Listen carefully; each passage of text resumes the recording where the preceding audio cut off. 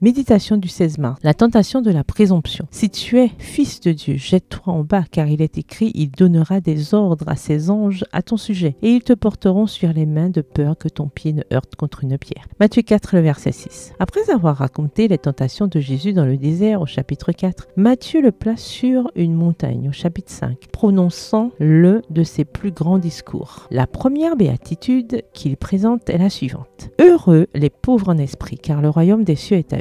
Au verset 3. Il est intéressant de noter que Jésus confirme par ses paroles les actes qui l'ont précédé. Le contraire d'un pauvre en esprit est un présomptueux spirituel, et ce type d'individu abondait dans les synagogues où beaucoup ne ressentaient pas le besoin d'un Dieu rédempteur, mais pensaient être sauvés par la grandeur de leur fonction et la gloire du temple. Céder à la demande de l'ennemi en se jetant du haut du temple ne présentait aucun danger physique pour Jésus, car les anges qu'il avait servis dans le désert voleraient sans aucun doute à son secours, comme cela était écrit. Cependant, cela prouverait qu'il manquait d'humilité et était tombé dans l'orgueil et la vanité. Ellen White a écrit ceci. Un jour, un homme souhaitait engager un cocher digne de confiance. Plusieurs hommes vinrent postuler. On demanda à chacun d'eux à quelle distance il pouvait s'approcher du bord d'un précipice sans y faire basculer l'attelage. Les uns après les autres répondirent qu'ils pouvaient s'approcher à une certaine distance, très dangereuse. Mais enfin, l'un d'eux répondit qu'il s'éloignerait le plus possible de nos si grands dangers. C'est lui qui a été engagé pour le poste. Notre préoccupation ne devrait pas être de savoir jusqu'où nous pouvons nous écarter des commandements de Dieu et présumer de la miséricorde du législateur, tout en nous persuadant que nous sommes dans les limites de la tolérance divine. Nous devrions décider d'être du côté du Christ et de notre Père céleste et ne pas courir de risques par une présomption obstinée. Extrait du livre Reflecting Christ, refléter le Christ à la page 52. Le fait de savoir que le Seigneur a promis de nous protéger